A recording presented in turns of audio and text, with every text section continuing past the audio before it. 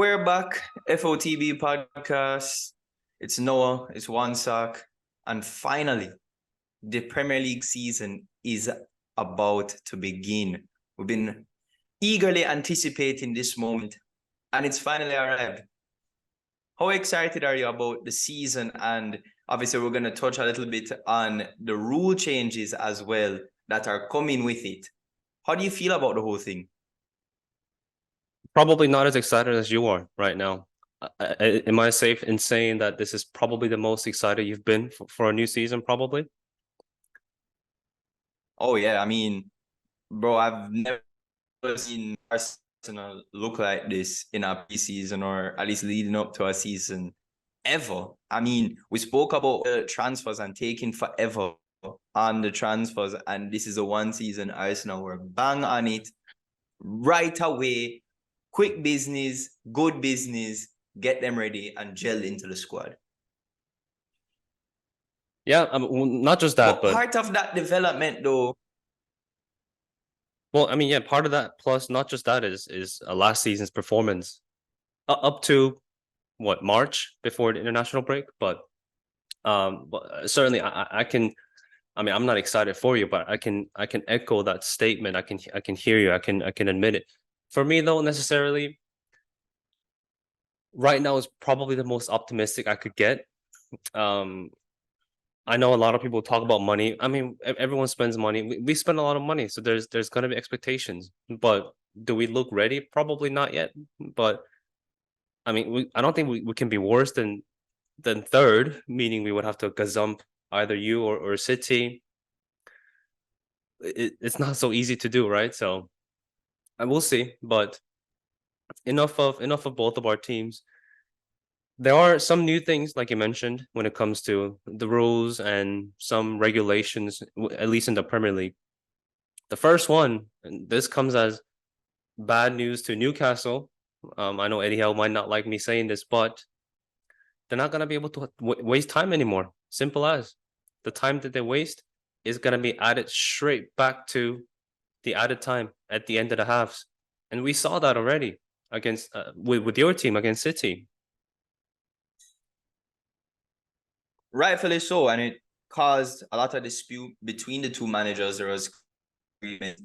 Understandably, I mean, you're always gonna argue in favor of whatever happened to your team, but I feel like this is the right move.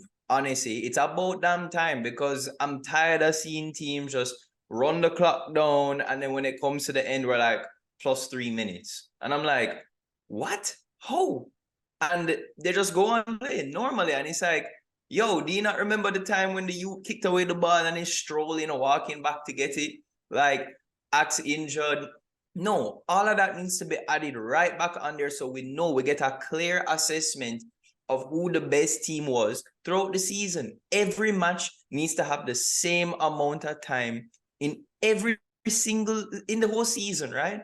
It's not fair if Liverpool play a match against Newcastle, let's say, and they're playing actually football on the field for 50 minutes, but then, you know, Which is Burnley go actually and proven. play Bournemouth. Yeah, which is actually proven by, yeah. Actually proven. It's as an average of 50 minutes in a game. But even so, if now Liverpool and Newcastle play an on-the-field game for 50 minutes, and then Burnley and Bournemouth play a game, and that game is lasting 70 minutes, it's not a fair assessment because the two games, they were not equally timed. And football is a timed sport. It's not like you're going for first to 3 goals like we've discussed in our previous epi. I mean, I do agree to a certain extent. There does need to be something done regarding the teams trying to not play football as much as possible. I just don't know if adding 10 minutes at the end is the right answer. It's probably the best answer that we have right now, and we saw that in the World Cup too, and it was a welcome change, right? I mean, we're playing 100-minute game every week now, right? I think I don't know. That's just. But people say 100 minutes like as if the football is just being constantly played for 100 minutes. Like they're just totally using the words and creating this narrative of, oh, we're playing 100-minute games, like Pep said. No, bro. Like he said, we're going to be here till 9 a.m. He said that in his interview, post-match interview. It's absolute false. The manager's saying that because he lost and he was upset about that, the way that his team lost that match, understandably. But it's not just some arbitrary number anymore. It's the actual time that was taken off throughout the game. Well, I don't know. I mean, I don't even know if that game had 8 minutes of extra time to be added, and plus you had was it 2 minutes, a minute 30? I'll give you that. At the point the corner was given. I mean, a minute 30 on top of 8 minutes added. That I mean, I wouldn't agree with that. There's a there's a factual amount of time that's being added compared to, because if we're going off of factual numbers, there should be 30 minutes added. You know, where the average is 55 minutes ball in play, so there should be 35 minutes of added time, which we're not seeing. So I don't agree that adding 8 minutes, 10 minutes is the right number of time added. But either way, I think we're gonna see a lot more of that this season. You know, equalizers in the dying minutes. Also, what happened between Liverpool and Tottenham, we might see that 3-4 times a season now. So this is just something that we're gonna have to get used to, probably. And we'll see how it goes on throughout the season. But we already saw it in the first game, so I thought it was pretty interesting to bring up on the podcast prior to the beginning of the season. The next one, not so big, is just the offside rule. This pretty much is if the ball touches the defender and it gets to the opposition, it does not automatically make it offside. Liverpool, we saw two polar examples. One of them against Wolves in the FA Cup. I forget the defender's name, but he made a mistake in clearing the ball, and it went straight to Salah, who was in offside position. He wasn't caught offside because it was a deliberate attempt to play the ball by the defender, and it just fell to Salah. Whereas in the Aston Villa game, where Liverpool, it was pretty much confirmed that they will be playing in the Europa League, they had a goal disallowed because the ball was played from a free kick, I believe it was, and the ball was deflected off of Aston Villa defender onto, I would like to say it was Firmino who scored, but then it was caught offside because the referee deemed that it was not a deliberate attempt to play the ball, rather it was just a deflection. So it was already in play. Now it's just in writing. So I mean, I don't think there's much. If you want to debate on the deliberate attempt, we can. That's probably a subject for another time. But I think the last. I mean, there's other ones, but the last biggest thing is probably giving more authority to the referees. And you know, this was inspired by your own manager, Arteta. Yeah, and he felt the repercussions of that in the following match as well. Right. In City, he ended up getting booked for coming out of his technical area and, you know, being what I would like to call passionate about Unnecessarily. It's a community shield game. unnecessarily is correct, but was he right? Yes. In that play, yes, because Partey clearly he got a yellow card and you could say it was rightful, but then Rodri made literally the exact same play and didn't get booked. So I understand, but to the original point of the referees going to be a lot stricter on the managers leaving their technical areas, it's something that has been attempted before, but I don't see realistically being enforced to the degree that they're talking about. Because when you do that, we talk about managers like Arteta, like Pep, like Klopp, like De Zerbi, who are just naturally animated figures. They're passionate about what they do. And we as fans, we don't want to see the passion leave the players, leave the manager, leave the sport in general. And I think but then at what point does passion, you know, get overwritten by pretty, I mean, harassment. I'm not saying they're harassing the referees, but it's just it can be that, right? So yeah, there's a point where it can spill over. I hear what you're saying, but then I hear what you're saying. There has to be a point where we say, okay, you've crossed the line. where is that line crossing is still up for debate. I Right. think So subjective, yeah. it's very subjective, right? Because if we take the passion out of it, if we just say no, you can't be animated at all, you can't talk back to the referee at all, you need to just sit in your dugout and stay there. It takes all of that away, and part of the manager's job is to motivate the players, and be acting like this motivates the players. A lot of the players are going to see that from the outside and say, wow, okay, my manager's like that. It's contagious. It's going to feel through the rest of the players, feel through the rest of the fans. Everyone's going to feel that. And to take that away from the game would be, to me, absolutely terrible. It would be a terrible decision. But no, to your point, where do we distinguish that line? I think just to kind of put an end on this, the referees just gotta do their jobs, you know. Obviously, there's gonna be moments where the managers, like to your point, try to do this on purpose to motivate or to sway the crowd and whatnot. But this will not happen 99% of the time if they will do their jobs properly. You know, they're the ones causing this in the first place. So I don't want to say they deserve the abuse, but they just need to be better. Simple as, you know, Lee Mason, the guy who forgot to draw the line for Brentford's equalizer against Arsenal last season. He was I mean, he was let go, but then he's come back. Like where does this stop? Like there's just so much incompetence, and you're I just don't get it. No, I 100% agree, because then you ask the question, if the managers are not allowed to speak back like this, right?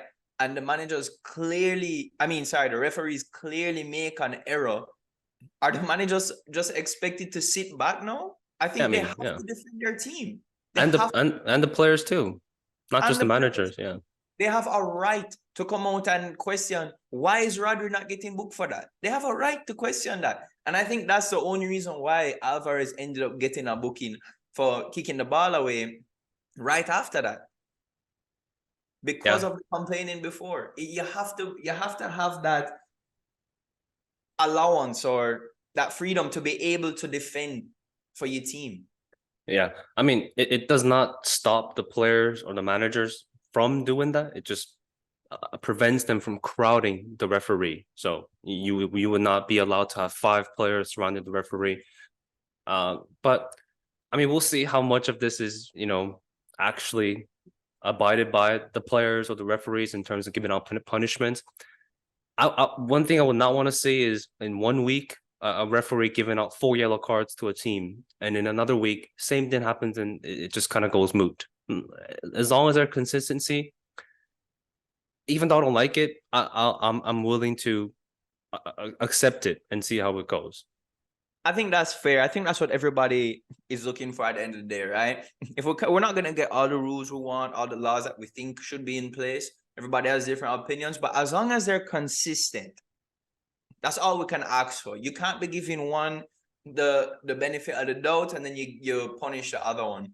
But back to that point on how we solve that issue, it came to my mind the other day about in implementing the basketball rule. I think it's a rule in basketball where you're able to contest a decision, or you have like a certain amount of Yeah, contestation. challenges. Yeah, it's a thing in every American sport, pretty much. Yeah.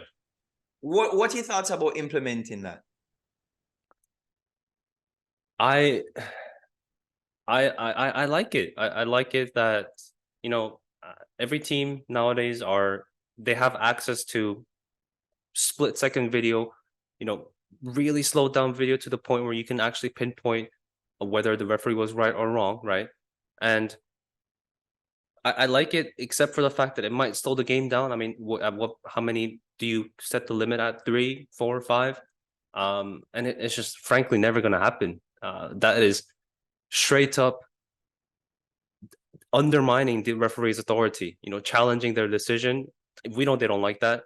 And imagine I mean, dude, that's just never going to happen. Yeah, but they're wrong. Like if you're wrong, you're wrong. It's not even a I matter of respect or undermining authority. You're simply wrong. yeah, I mean, I know, but it's the same reason why they come out defending their own referees. It's like their own. They got to protect their family. You know, it's just it's never gonna happen in English football.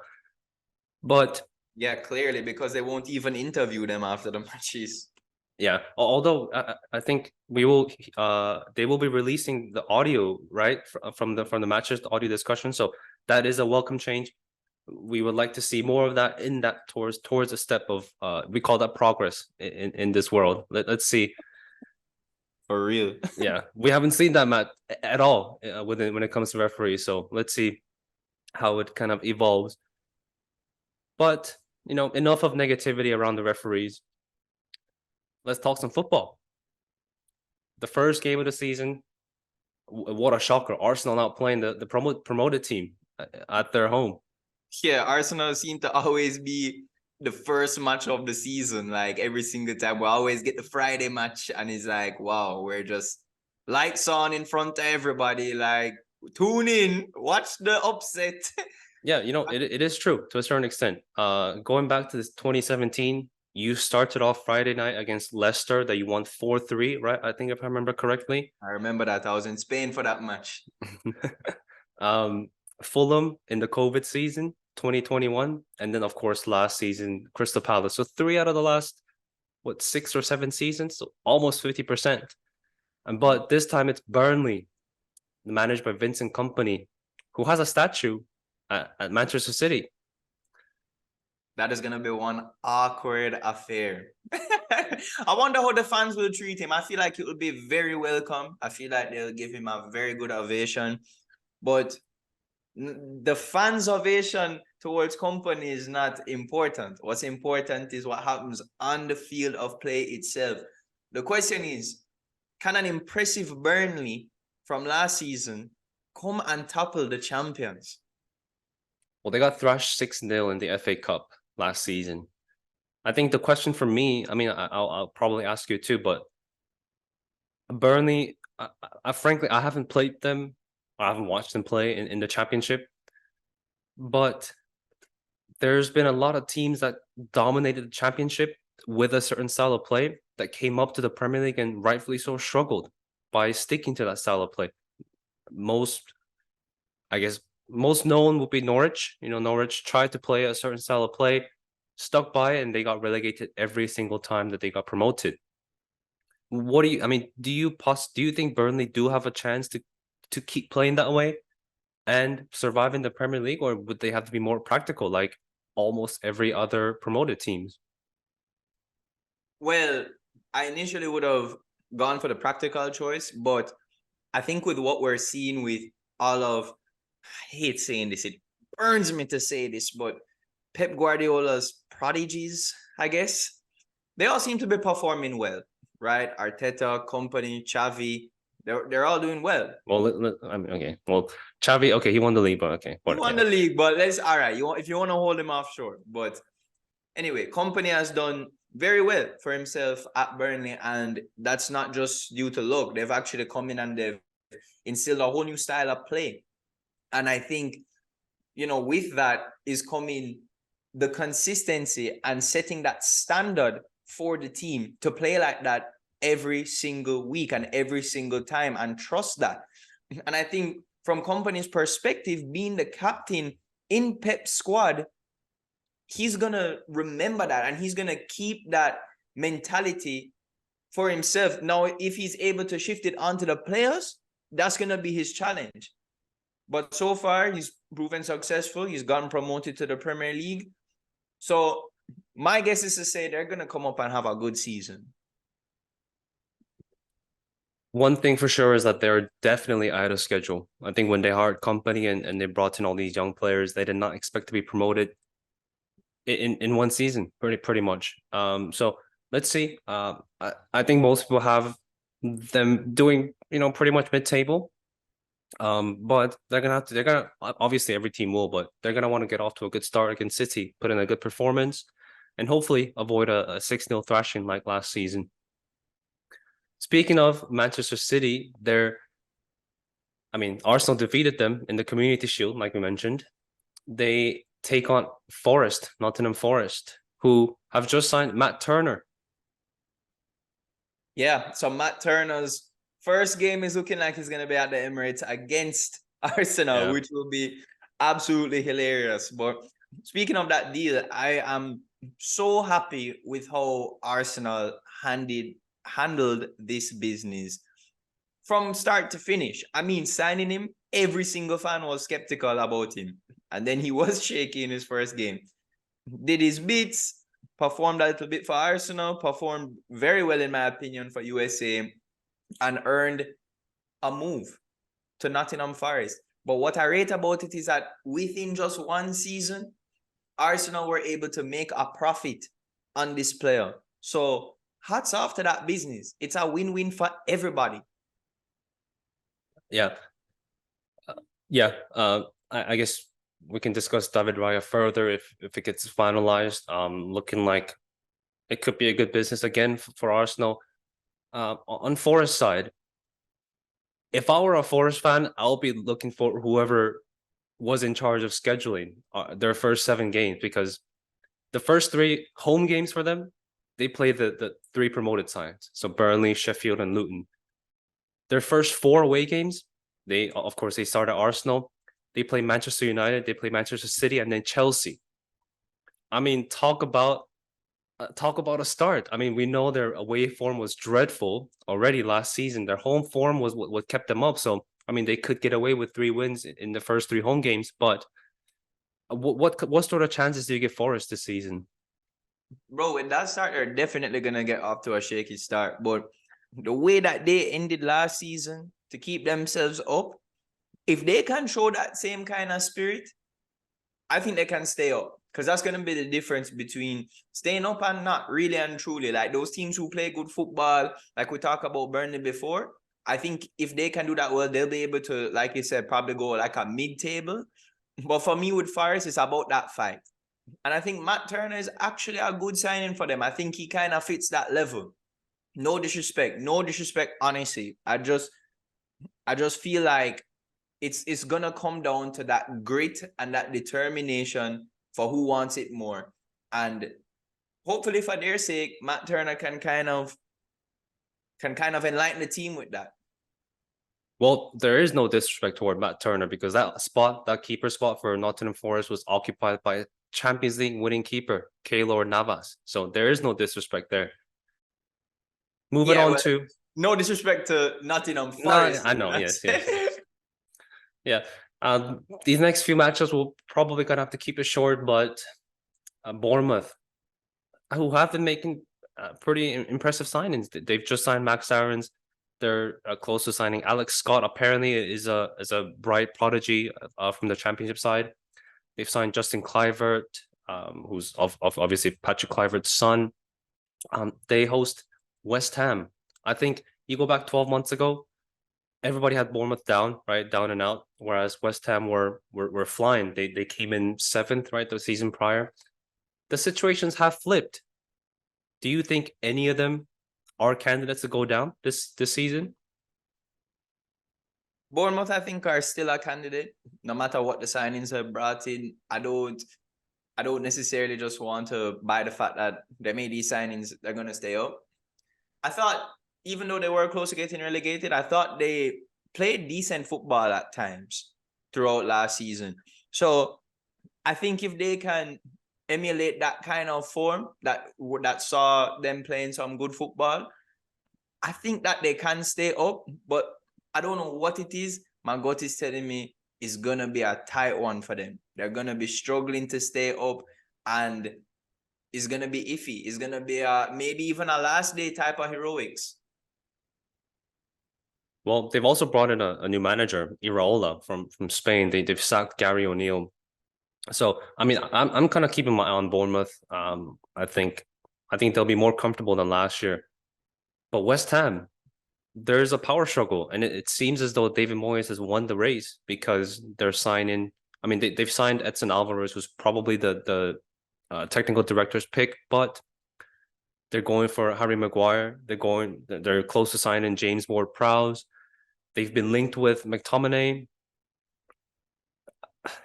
I mean, they were on zero signings prior to Edson Alvarez, so any signings are welcome. But missing Declan Rice, okay, they've cooped in £105 million, but that was their best player, that was their captain, that was the leader, and they might be losing Paquetá to City.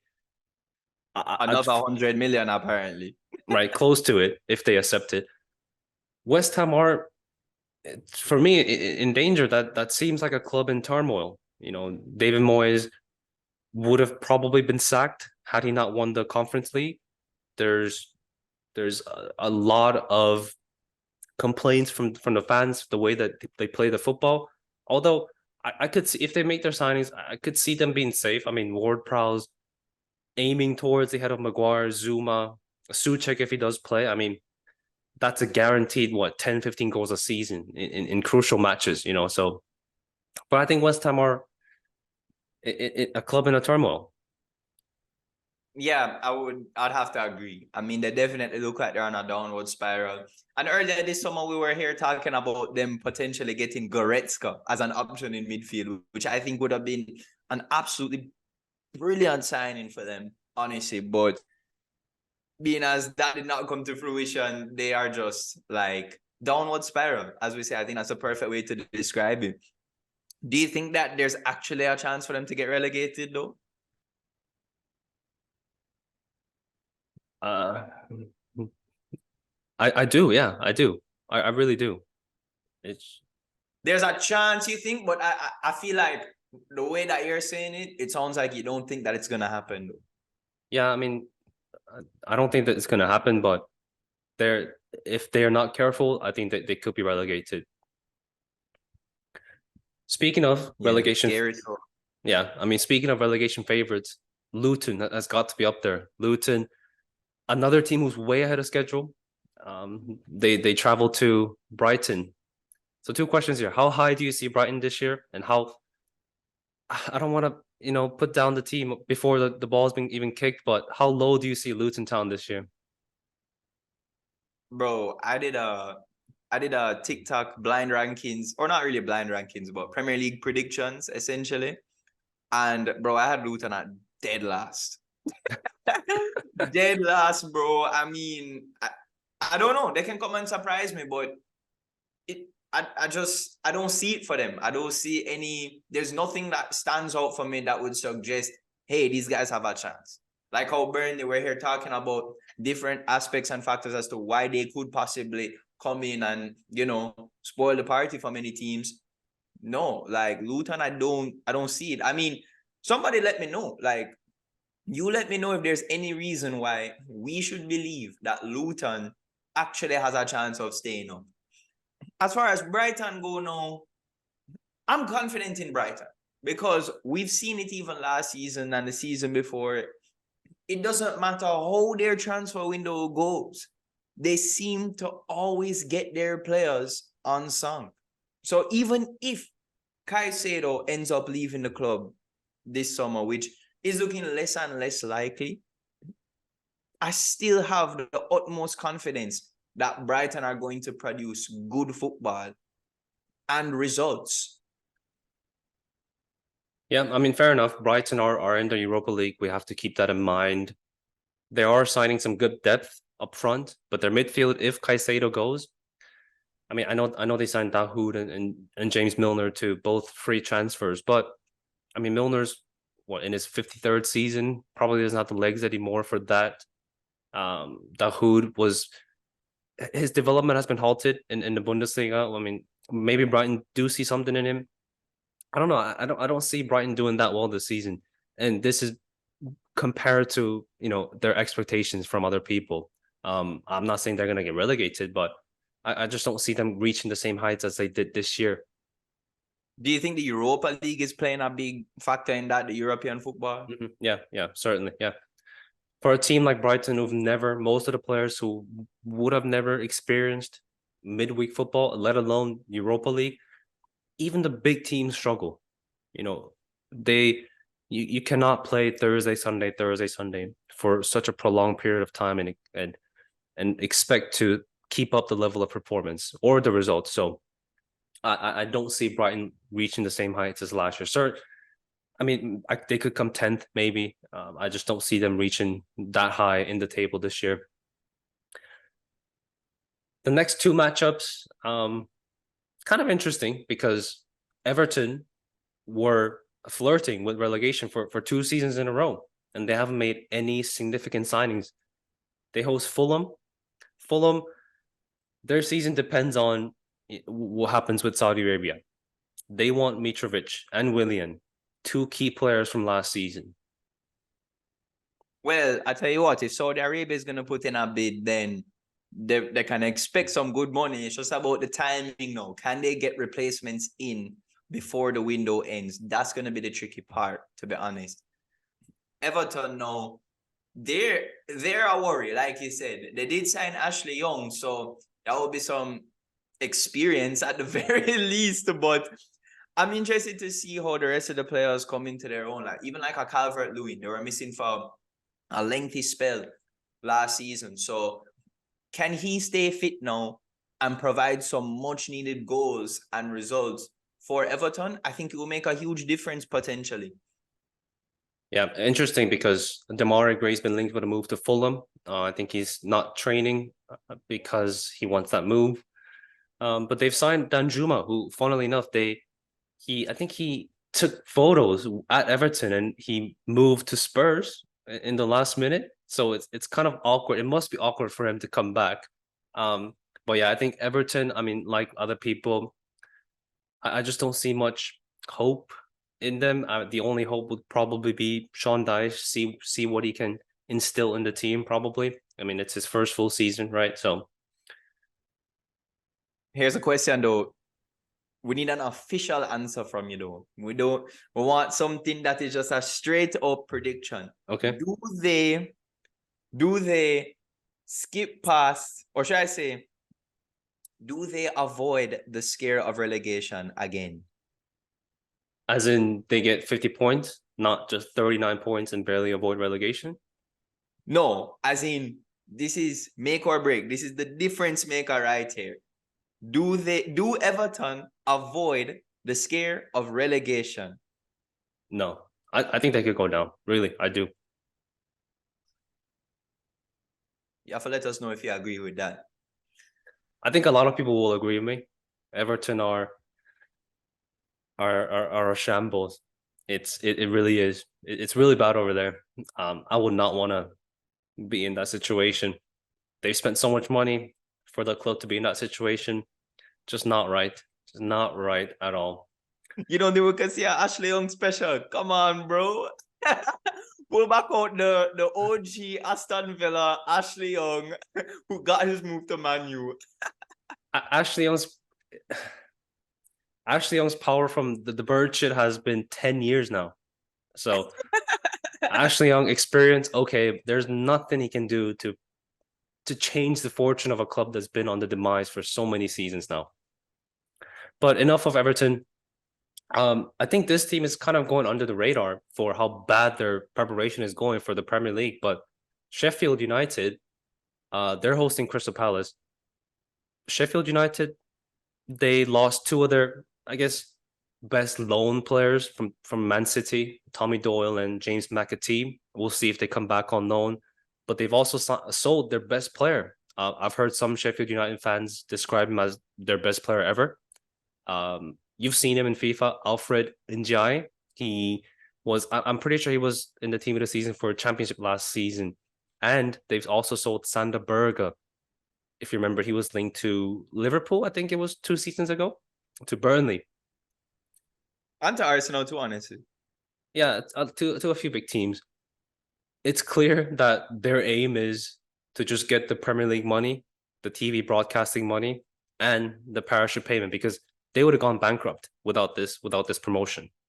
I think Sheffield United, I know we said Luton are, favorites for the relegation. I think they're as good as down already. What do you think about Crystal Palace though? Any exciting things to look out for? I mean, I know one in my mind that sticks out is Olise. Yeah. Unfortunate injury. I mean, we'll see if he even stays at Palace. He's been linked with City and Chelsea. I think it's the injury and some complicated clause that makes it complicated, the move. But they've signed Lerma. I think that was a body that was needed, the physicality in the middle. They've they've signed this Mateus Franca from Brazil. He's an attacking midfielder. They have a Ballon d'Or clause for him. So there must be high expectations for that guy because they've lost Zaha. I think that was the right decision. Instead of paying what 200,000 pounds a week to a 30 on the wrong, gonna be on the wrong side of 30 very soon.